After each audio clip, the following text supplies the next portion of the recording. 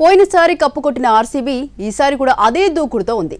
KKR play of ఆశల్ని సంక్లిష్టం చేస్తూ table టాపర్గా దూసుకొచ్చింది. King Kohli ఈ మ్యాచ్లో బ్యాట్ విదిల్చాడు. 60 బంతుల్లో 105 కొట్టి జట్టుని సునాయాసంగా గెలిపించాడు.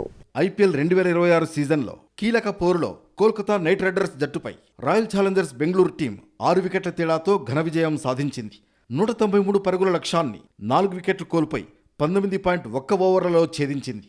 రాయ్పూర్ వేదికగా జరిగిన మ్యాచ్లో టాస్ గెలిచిన ఆర్సీబీ ఫస్ట్ బౌలింగ్ ఎంచుకుంది.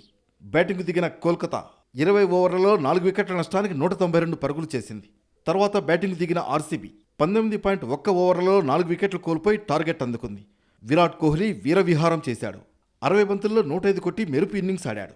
ఈ సీజన్లో 8వ విజయంతో ప్లే ఆఫ్ రేస్కి మరింత చేరువైంది ఆర్సీబీ. ఈ మ్యాచ్తో విరాట్ కోహ్లీ అరుదైన ఘనతను సాధించాడు. ఇండియన్ ప్రీమియర్ లీగ్లో అత్యధిక మ్యాచ్లు ఆడిన ప్లేయర్గా చరిత్ర సృష్టించాడు.